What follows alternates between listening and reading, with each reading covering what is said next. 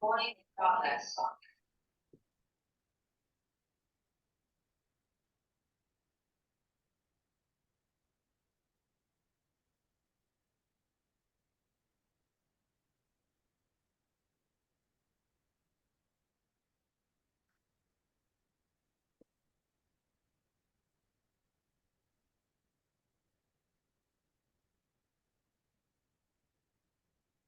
Hi, everyone. Thank you very much for coming along to this webinar today. We're very, very excited to have James Graham, who's going to be sharing his story about how to make sports safer. I'm Annitta Siliato, the Executive Director for the Concussion Legacy Foundation, and it's so great to see you here tonight.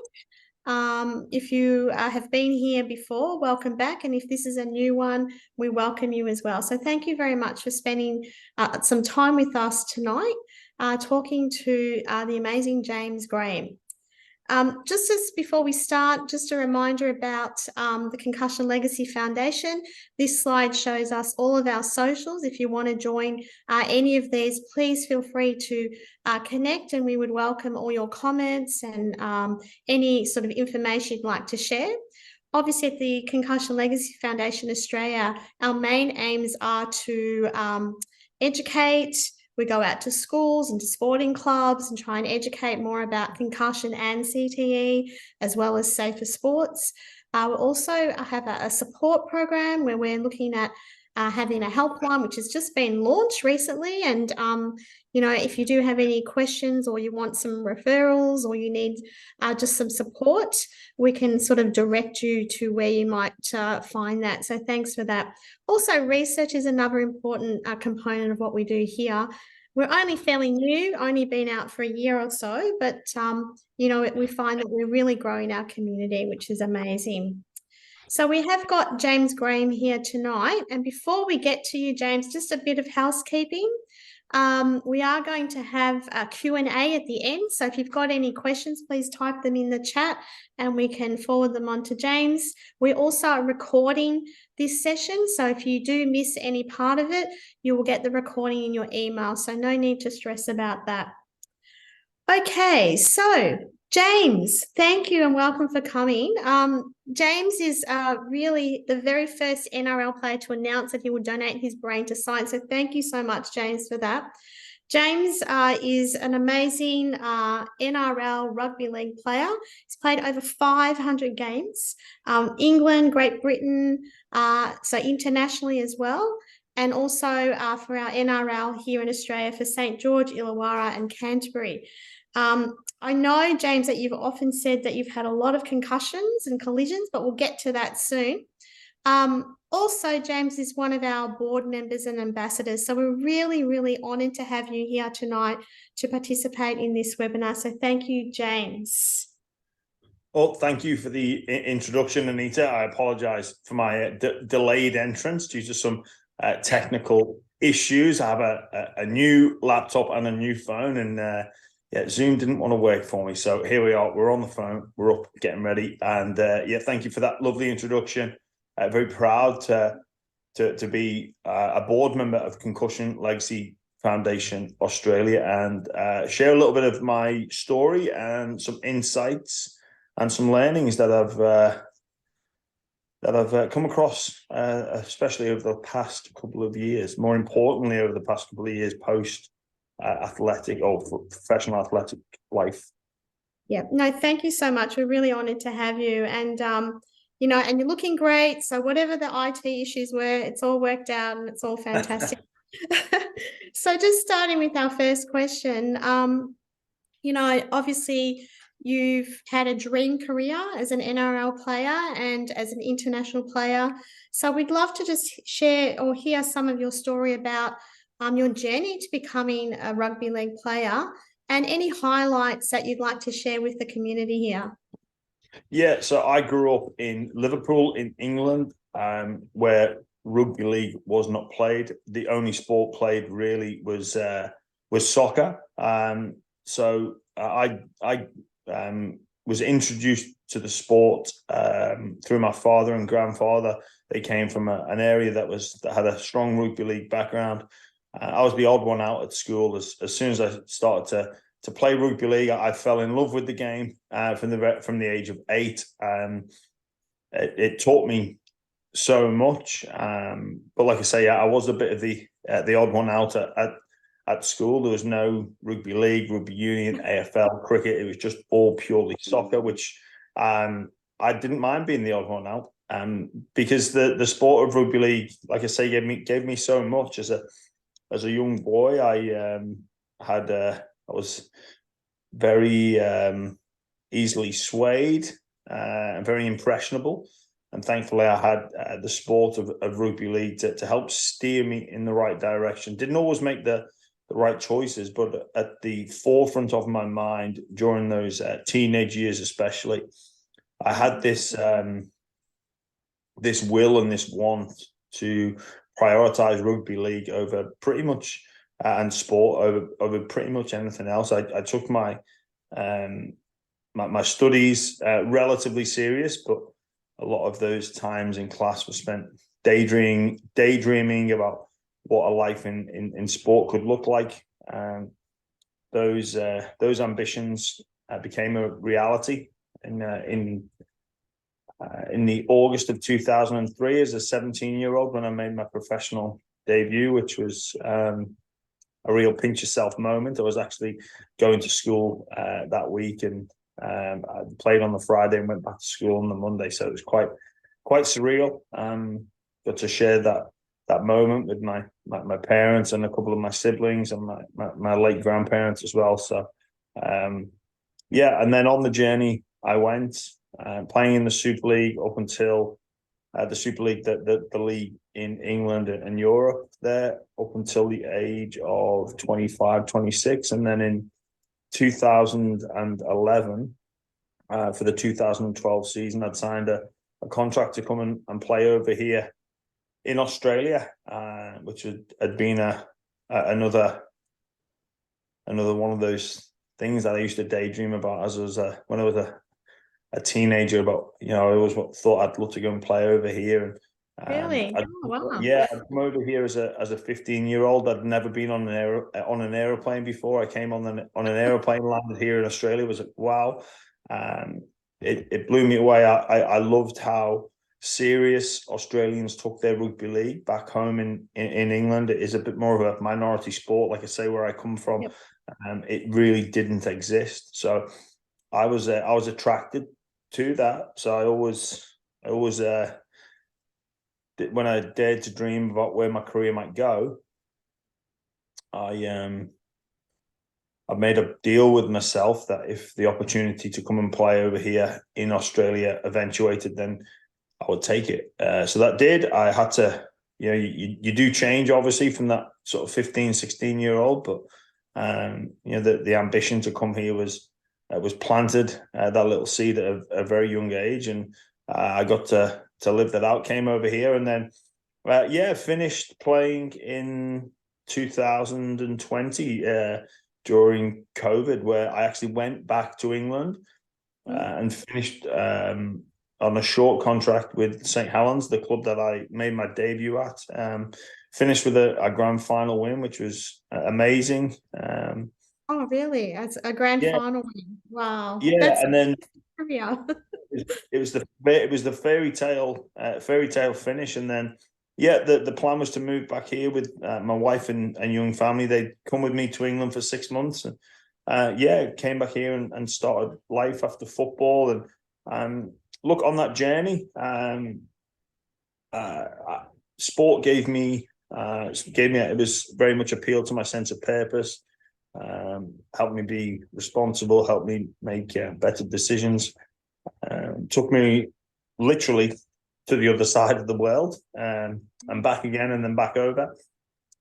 It formed many of my my long-term friendships, my lifelong friendships. I gave me a great life, and but with that, it comes at a cost. And look, throughout my playing career, which I know we'll touch on a little bit later, I had been I'd always went above and beyond when it came to the management of concussion.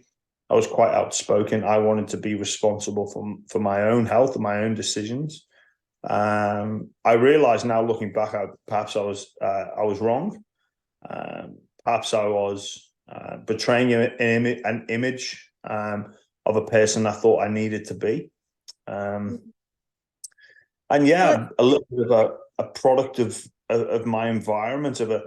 Came from an age where we showed never to be hurt and just get up and continue on. And I spoke a little bit about that in the podcast I hosted called Head Noise, and because I had been quite outspoken about this issue. Let's maybe touch into that space. I mean, just listening to what you're telling me, I mean, wow, you must have an amazing visionary personality, because obviously you set your goals at a young age and you achieve them, which is amazing. So thanks for sharing that. But let's touch now on the concussion space. And I know that you've said that you've had over 100 concussions, you think, and 18,000 collisions or something crazy like that. Can you share us more about that aspect of your playing days? Yes, well, I only realised I'd suffered over 100 concussions when I actually figured out what the definition of a concussion is. So whether, again, I did say I went above and beyond, but perhaps I was quite naive as to what an actual concussion was. I was probably in the camp of a concussion is only sustained if you are knocked out, if you are out cold. Now, I had a couple of those situations and incidences happen whilst I was playing, but it wasn't until I looked back and after I got that definition, a different definition of what a concussion is, I sort of figured it'd be, around the 1 in 4, 1 in 5 games, which equates to, what over was 100. your new definition of concussion? So the new definition of concussion is any time you would feel see fluttering of lights, a slight stumble. What else was there? Yeah, not feeling quite right. Memory changes in memory or strange sorts of feeling. And this is one of the things we need to touch on that education piece. I'm just going to fast forward a little bit.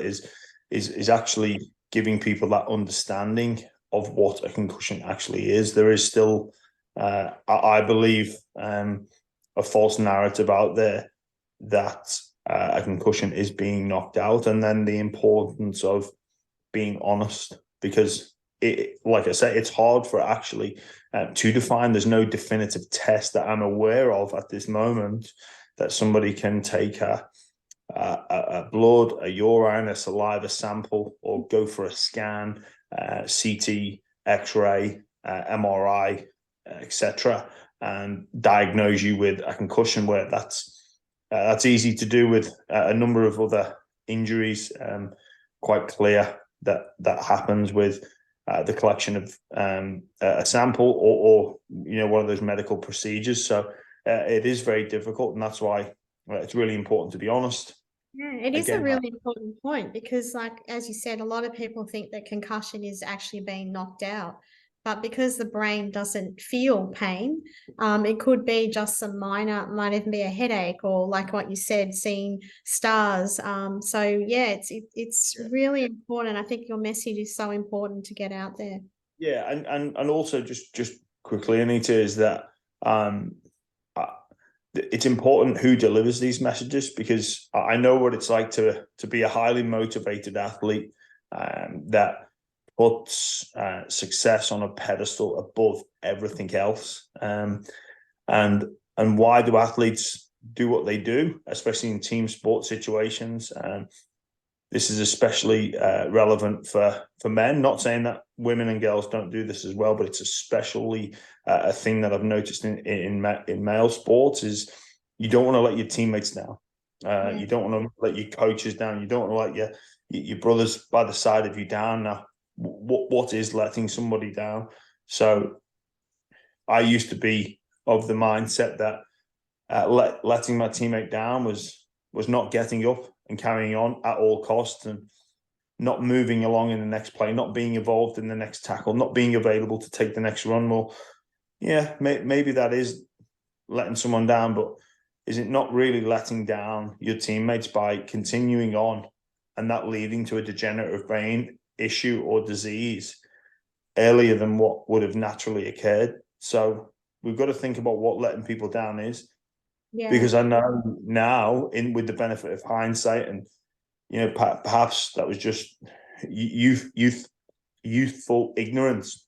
But really, letting people down is not admitting when you're hurt. It's not admitting when there is a concussion suffered, because I don't want a teammate in the future to have an accelerated degenerative brain disease, something like CTE, caused because they felt like they were letting me down by continuing on when they, received, I was just seeing stars, or I wasn't quite right in quotation marks. But I didn't want to let you down, James. Well, really now, I think we've got to change the culture and figure out that, and let these young athletes know that that's, if you're really doing what you do because you don't want to let your teammates down and your coaches down, well, be honest about this. And that's, again, where the importance of who delivers the message, because I know what those young motivated athletes are like, and who they listen to. Well, you could be the best neuroscientist in the world and come in and preach about how dangerous continuing on after a severe blow or a concussion is, but they might not listen to you, or they're less likely to listen to that leading neuroscientists or anybody from the Concussion Legacy Foundation. We need to get the coaches on board in order to educate the players and inform them that this is what's letting me down, because that's what drives young athletes, and especially young men, in my opinion. Yeah, no, absolutely. I think, like you said, it's that whole culture shift, and it's still there today. Look, there are small changes happening, but there's certainly a lot more that needs to be done. And I think you're exactly right. The coaches are the ones that should be delivering the message, and particularly to the younger people coming up. So I guess looking at, since you retired, you've had some challenges, I understand. So what have you done to overcome those challenges? Obviously through education and being a CLF ambassador and director. So could you share perhaps what are some of your ideas of what we could do to make changes, and also why did you become an ambassador for CLF Australia? Yeah. So I think what I did, I spoke up and I was honest. Yeah. I was honest about my struggles. The transition from an athlete to a non-athlete is an incredibly difficult one. I some pain issues that I wasn't dealing with properly, so I had those addressed. I had some mental health issues after leaving the sport. Perhaps I probably believe that they were always there, but the sport probably was my medication and my therapy at the same time. So I had those fixed and addressed, and I was very fortunate that I was good friends with my old club doctor here in Australia, and he really helped me out, like went above and beyond. So I know some of the difficulties that people face. So I thought, especially when I was part of Head Noise hosting and telling my story, that the need to be honest, because I know I'm not the only one suffering. I observe people in the sporting community that followed a similar path to me, in terms of they were an active athlete and then no longer playing due to a number of different circumstances, and a lot of those individuals were going through the same struggles as I. They didn't quite perhaps know where to turn to, where to go.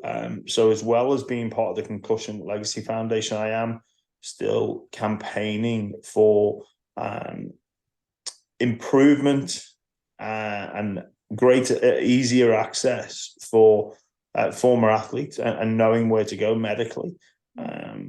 They don't want sympathy, and neither do I for the sport that I played and the rewards I got from that, but give us some solutions to how we can live improved lives, because we can't change what we've done, but we can make some positive steps moving forward. And I guess your question as to why I joined the Concussion Legacy Foundation Australia board, well, for me, I know the multiple upsides that sport can bring individuals, community, and society in general.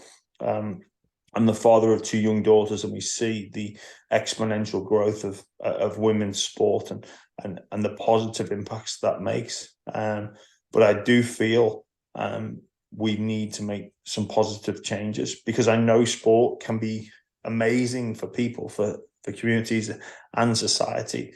But that said, there is an element of risk, and I think some of those risks can be negated. They can be reduced through some simple actions, and most importantly, through education and perhaps through some research projects as well that I know Concussion Legacy Foundation in America, Canada, UK, and England are looking to work on. We can help make a difference and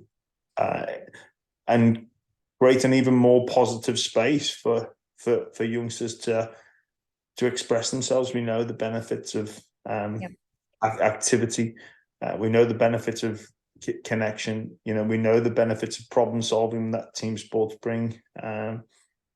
The benefit, the social aspect, learning how to win, learning how to lose, etc., etc. So I just think I think we're very fortunate to be in a position where we can look at these areas of some of the dangers and the risks that come with sports, and how to negate them as best as possible. And I'm sure anybody that looks at the Concussion Legacy Foundation Australia's website, there's plenty of hints and tips on how we can do that. And fundamentally, it comes down to education. So we empower coaches of our youngsters, of our children, to be aware of some of those risks and signs to look for, and creating a culture where, no, we do not carry on after a head knock. It's better to err on the side of caution, especially with youngsters. And we can start to change the culture a little bit on how we talk about this, and how it used to be worn, and very much in my time it was worn as a badge of honor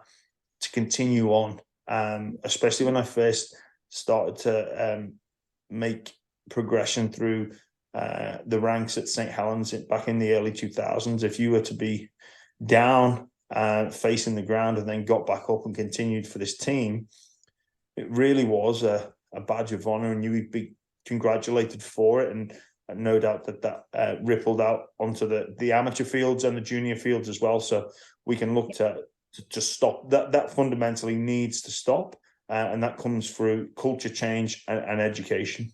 Yeah.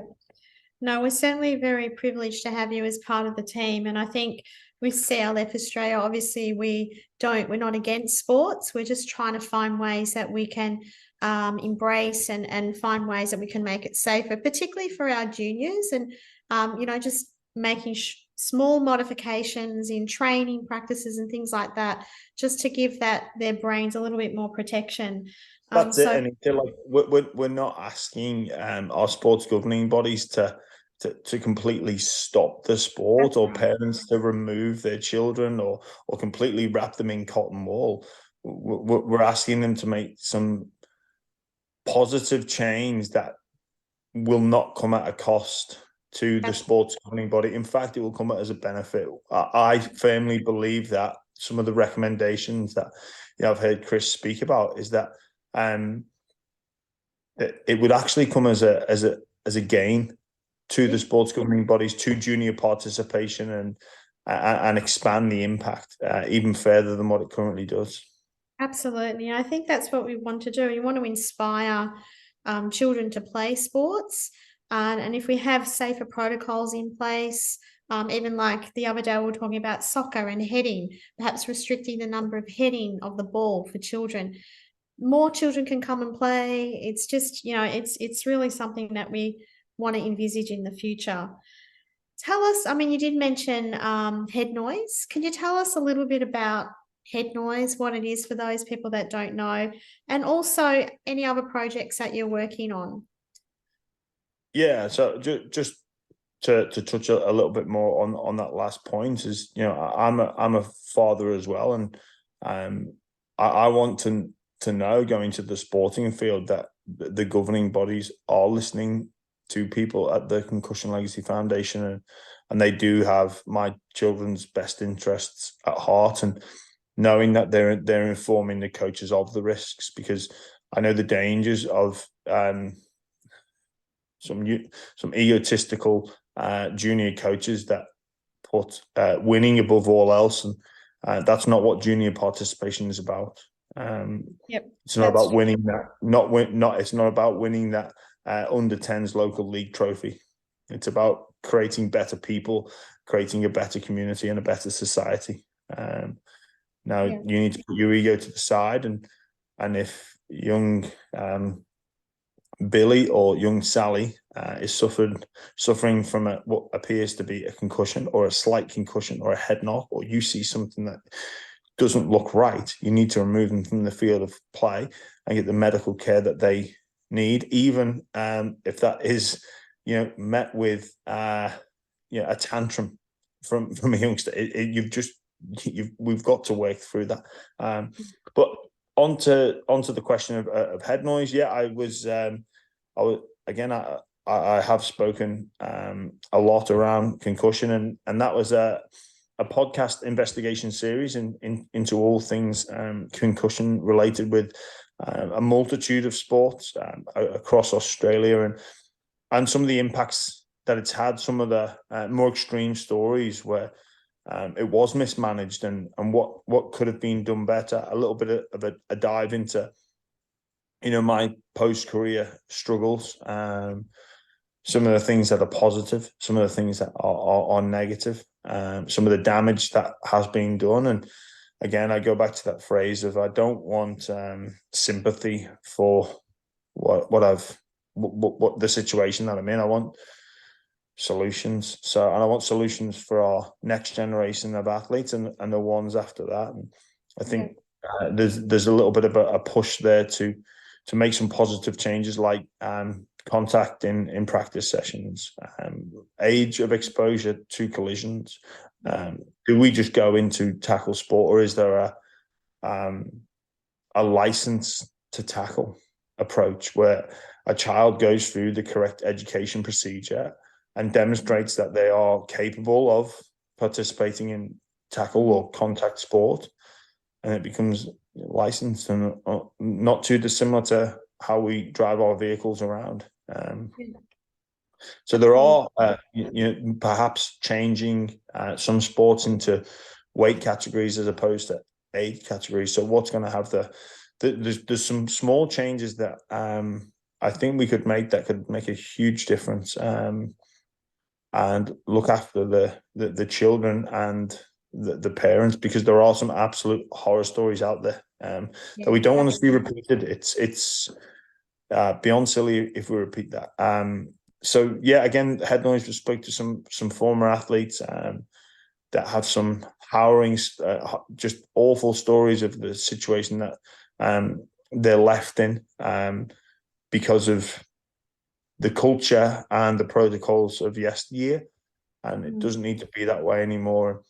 It we is need to hold those good bodies to account.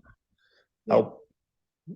I think it'd be for the benefit of everybody involved, and so look, the fallout from that was the idea to have a more of a focus on the pathways out of sport. What's done is done. Not much can be changed now, Anita, but there's some lifestyle choices that are modifiable that we can make to help anybody transition and increase their health span. But for those that in a former life have been exposed to collision sports with inadequate policies on how they are managed, it's even more important. So that's something I'm pretty passionate about, having actual pathways out of sport in place to educate the individuals that leave the sport and give them the tools that they need to live as long and as healthily as possible. Because fundamentally, the sporting codes across Australia now are all billion-dollar industries. But those players that have dug the well in the past, unfortunately, they don't get the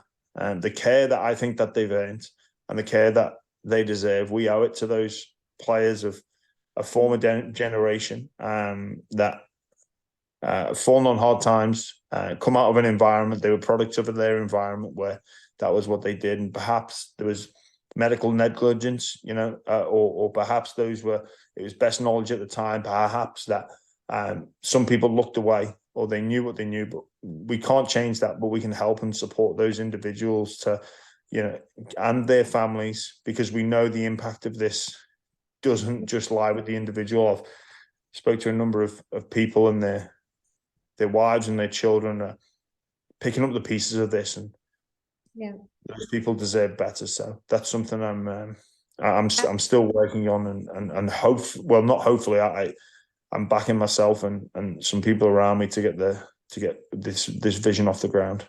No, it's certainly that two-tier approach. We're looking at the younger generations and obviously the players that have been through and having the supports in place. I think very, very important words, and love your approach to how you can help others. Look, we're going to move into the Q&A now. And by the way, anyone does want to check out Head Noise, it's an amazing podcast. So highly recommend it. It's the stories are just so touching. And so if you get a chance to listen in, that'd be good. So we have a question from Feeder. Said, thank you for sharing your story. You lead an amazing life. How does concussion impact your daily life? And how do you manage this with your family? Yeah, well, I'm very fortunate that at the moment there is no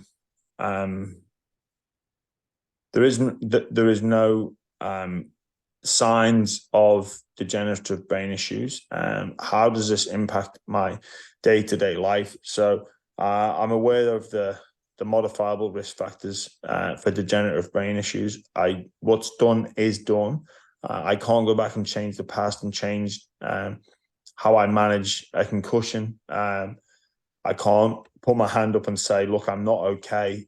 I've seen stars and be removed from the field of play. I can't change the protocols that allowed me to be knocked out on a Saturday and then be cleared to play on the following Friday. I can't change that. We now know that those protocols, like I wouldn't have been allowed to play no matter how much I'd thrown the toys out the pram. But I know there's some lifestyle decisions that I can make that can not completely wipe those out, but at least put the brakes on these things. So continuing to exercise, looking at my relationship with mental health, relationship with exercise, not smoking, remaining connected to my community, my family, my friends, even doing little things like jigsaw puzzles, Sudokus, challenging the brain, reading, relationship with technology, and especially my phone. My phone now stays downstairs, and my relationship with my mental health, staying on top of that with some medication and with that continuing to exercise. That certainly does help, and also having prioritizing my health and not being afraid to ask for help when it's needed. Fundamentally, doctors want to help us. They want to help people, but they don't know what they don't know. And just being aware if something creeps up, then I go to the doctor and get it fixed. I'm not a hypochondriac, and every time there's something slightly niggling away, I'm not banging down the doctor's door. But look, one of the things I've learned on this journey is men especially struggle to ask for help. I hear this repeated line of, I went to the doctor because my partner was nagging me. So I don't want it to get that far. So I have a relationship with my wife where, if something's up, I need you to tell me, and I'll make an agreement to go to the doctor. And I spoke about this on the podcast Head Noise about my grandfather that I never got to meet. I never met him because he died of a heart attack. And I asked my mum when I was old enough to understand and comprehend this of why did Grandad die of a heart attack? Was there not the medical advancements or the techniques, or could he was just not savable? Would he be saved now? And she answered, no, that's not the case. He could have been saved, but his dying words to Nan were, don't you dare ring an ambulance. So that's how men thought. And it's very sad that he was too embarrassed to leave on a stretcher in an ambulance and be fixed. And instead he left the house in a body bag. So I don't want to be like that. I don't think that's tough. I don't think that's being a man. So for me, I prioritize my health, have a number of checkups, annual checkups, and keep on top of this because I don't want sympathy. I just want solutions. Fair enough. Fair enough. Great response. Thank you. Frank is saying, you said before that you would not have changed anything in the past as a footballer. Could a young James be influenced by any advice that you would give him, knowing what you know now about concussion? Look, that's a great question. Could I have been influenced? I think I spoke about this earlier. It depends who spoke to me. Yeah.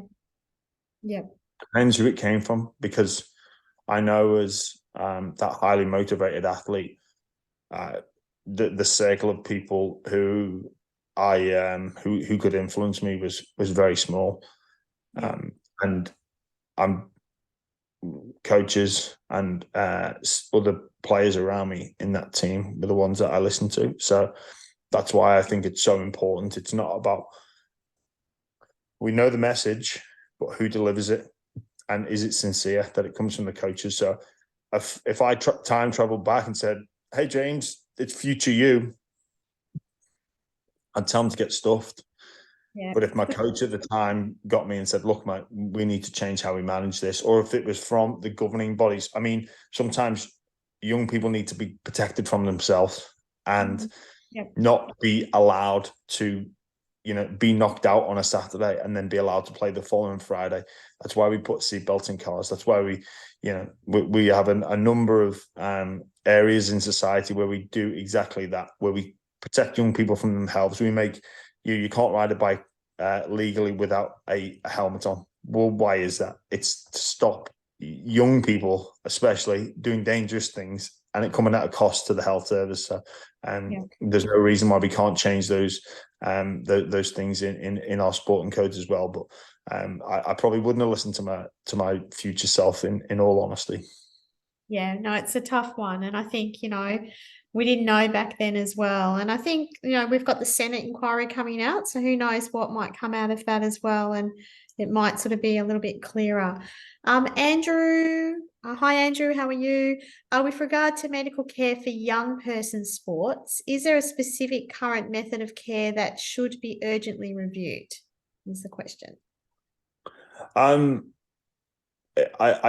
The answer is I don't know.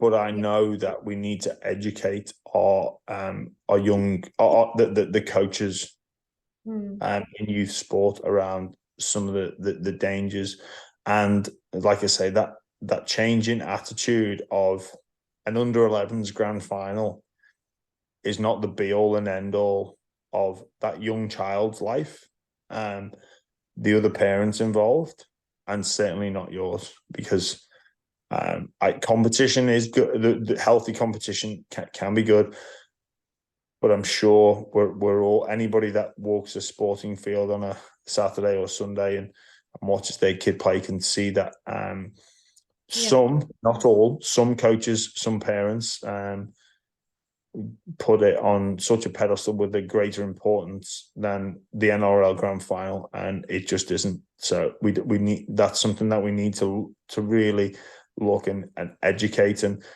if there is some practice, if there is practices, or we see or if it's seen and proven, that those people need to be held to account. No, thanks for sharing that. And Feeder, They just said, thank you for taking ownership of your mental health as a man. It's so important. So that's Sharon. Thanks for that one there. Let's have a look at the next question. So love how you articulate your journey so well, James, and what you stand for. How do you think the Rugby League will take on recommendations to minimise harm to young people? I'm a few country rugby league forums, and a lot of the parents seem opposed to raising the age of tackling. Yeah, well, I'm of the personal opinion. It should be like a driving license, because you need to be educated properly in how to do this. Look, at change in any area of life is always going to invoke feelings of anxiety and pushback and changes in culture. And I'm sure if you were to go back 10 years ago, 20 years ago, things would look different, and any sort of change would have been met with some form of pushback. And we have to push back against the pushback, but also bring these people on the journey with us. Yep. Because there's no point in dictating to them and saying, "Oh, we're just going to stop tackle football," because there will be that emotional response. Well, I did it and I'm fine, and everyone's got an example of how it's been great for them. But unfortunately, a lot of them are ignorant or don't want to know about some of the devastating consequences that this can lead to. So it's about bringing those people on the journey with us to educate them, to show them that it's not fundamentally we're looking after your child, and for the greater good of your child, your community, and your society, that we're going to perhaps remove tackle from this certain age. And also we need to be aware, because, and the reason I say we're going to bring these people on the journey with us, Anita, is because, again, I know how some parents would operate. They would rebel against this and take their child underground for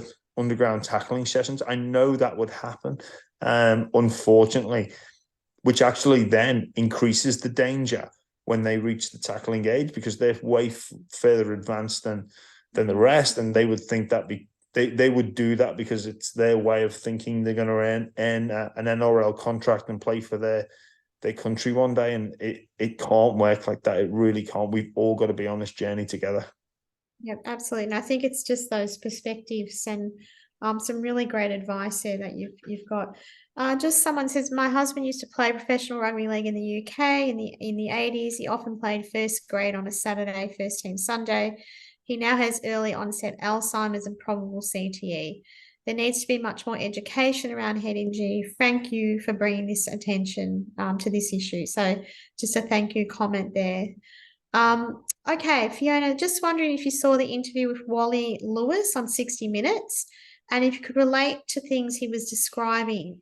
Are you in contact with other ex-players also experiencing concussion-related issues? The answer is unfortunately yes, and especially after being so vocal, I genuinely feel a lot of pressure, because I have had a number of people reach out, and that raises alarm bells, because it shouldn't be me they come to. They should know where to go to, and our sports governing bodies need to take responsibility. The devastating impact that it has on that individual, and arguably more importantly their families, because they're the ones that are picking up the pieces. They're the ones that are dealing with this on a day-to-day, hour-to-hour basis. And give people the help and the tools that they need to overcome this. It was alarming to see one of our game's greatest ever players dealing with this, but he's not out there on his own. There's a number of former players that, due to old practice, a culture and an environment that wouldn't be accepted today, are left with these devastating consequences. And that's to my point, where these people deserve better. Yeah, absolutely. And I think, hopefully that's one of the goals of CLF Australia, to offer those supports. And there is a helpline that we have some medical people working there as well. So please, can get onto that, up and running. And we're really hoping to be some sort of resource for those people. Just a couple more questions and we'll finish up. James Elliott is asking, how did your teammates react when you began talking publicly about concussion? So what was their reaction to that? And you've already said they did come to you for advice, but what was their reaction? So the reaction while I was playing was very much, are you sure you want to be this way? And I drove that to be, I've gone above and beyond. I want to take responsibility for my own health. I was willing to pay the price. But again, I couldn't, I thought that's who I needed to be. I needed to show my teammates how macho I was, how brave I was, what I was willing to do. So that rightly or wrongly had the desired effect. I think, post-career, there was a number of people that came to me like, wow, I didn't know you had these issues. I didn't know you actually felt that way.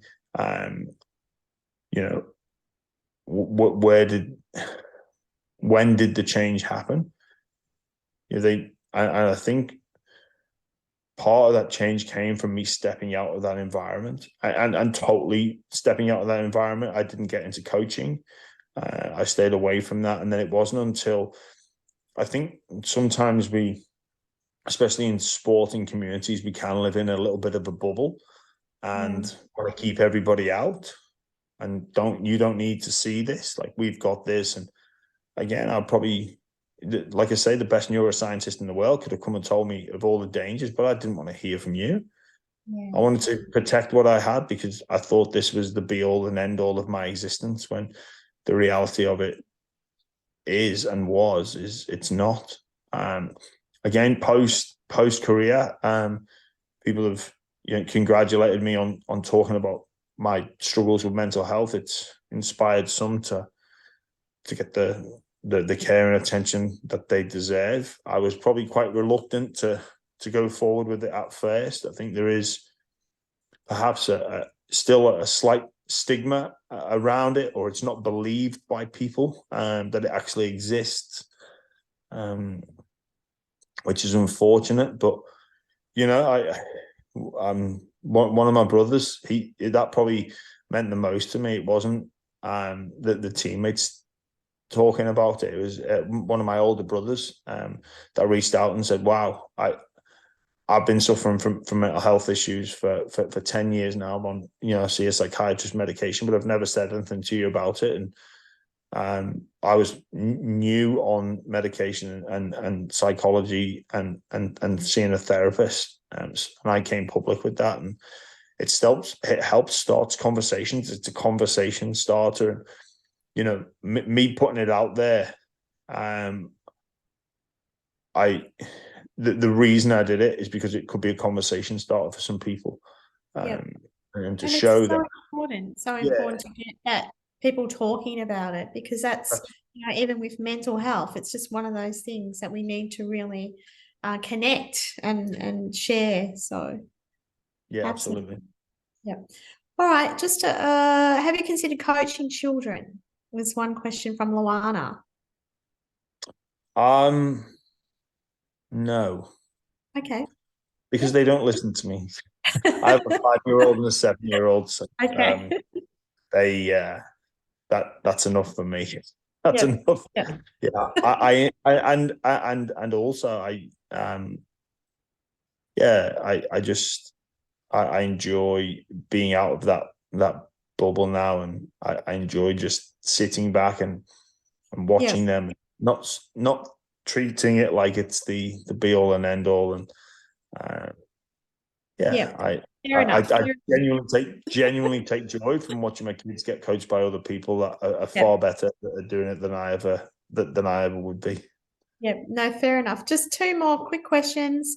Has senior amateur sport brought in the same rules to head concussion as professional football? I think that one's any Uh, comment? the truthful answer is I don't know, but Yep. after head noise, we did receive a number of letters and comments around the need for better protocols around amateur and bush football, especially that Yeah. people can leave a game severely concussed, like knocked out, and then not know where to Yep. turn. There was the horrendous story of the AFLW player. I can't recall her name. She spoke about leaving a game. Everything was checked up okay, and she ended up blacking out in her vehicle. And miracle Yep. that she survived. And there's other stories not too dissimilar happening in the bush. I think it's that awareness that, hey, oh no, I'm not all right. Yep. I'm going to go and get the help. Or if someone has had a head knock, that it's easy to, all right, okay, see you later. We're not looking at drive them home. Simple things like that is you don't Yep. drive after a Yes. suspected concussion.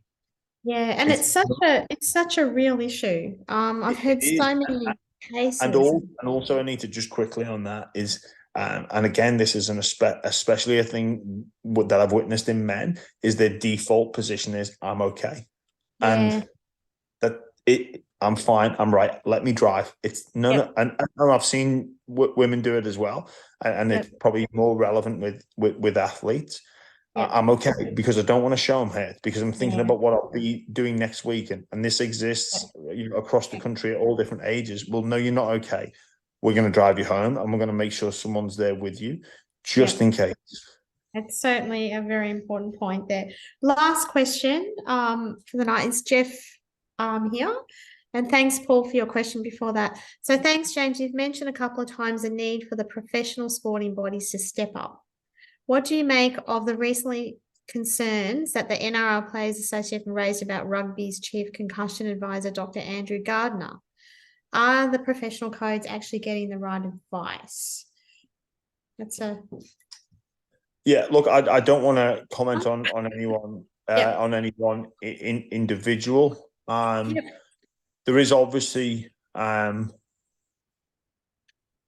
sports governing bodies are worried about the future. They're worried about litigation, and I think they should use independent experts Yep. because I guess with most science is never settled, and it's easy to paint a picture that you want to sell, or paint a picture to look how you want it to look. So I think we are at risk of doing that if doctors have what's the correct word, conflicts of interest, Yeah. in independent advice where that medical practitioner in question has no no skin in the game.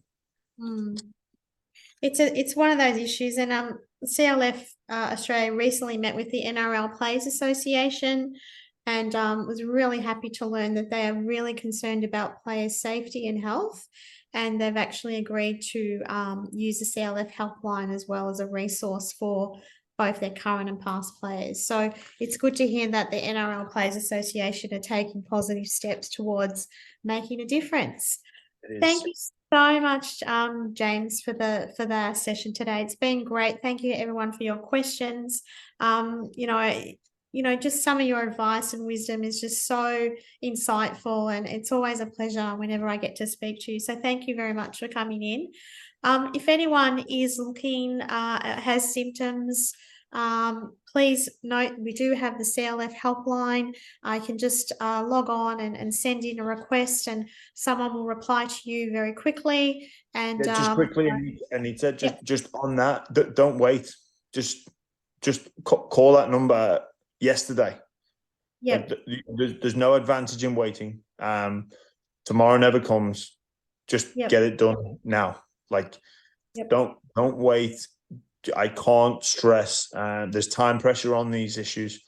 Get calling if you have an issue, if you have a symptom, or a loved one. Act in your best interest. Put yourself first, because doctors and Concussion Legacy Foundation want to help. Yep, absolutely. We have a whole range of resources. We have some people that can call you as well, and sort of help you, and also grow our community as well, because often it helps, as James, you've indicated, just talking about things with others is really a great way to help in these situations. So just a reminder as well that we have our next webinar coming up on the 13th of September. So that's with Annitta Frawley. So she'll be sharing her journey. So we're going to get a perspective from a family, and obviously with Danny Frawley and all the amazing work that he had done. And we're going to chat with Annitta, who's an amazing individual, very brave individual, who'll come along. We've also got some other upcoming webinars on the 20th of September. Luke Ivans, who played for in South Australia and has this amazing triathlon happening at the end of the year, and he can share his journey as well, and he's reaching out to many of the AFL clubs and really getting on board with what we can do to make a difference. And then on the 19th of October, we've got Ian Roberts, who again is another amazing individual who's got a story to share that will be great for us to listen to. Finally, thank you everyone for coming along. Obviously these events are free, but if you do have anything to donate, no matter what, small, whatever, maybe you want to volunteer, we really welcome that. But finally, I just want to say thank you, James. It's been brilliant to speak with you. Appreciate your time, and thank you for being part of the webinar and part of the foundation. We're so honoured. Thank you. No, pleasure's all mine, Anita. I enjoy spreading the message. We're here to make a difference, and we're here to help people. That's what fundamentally we're driven by. And thank you for your time and the great questions, and all the people that were involved today. And go out there and spread the message as well, and do what you can do. You can make a difference. You really can. Thank you so much. Okay. Goodbye, everyone. See you, Anita. Thank you.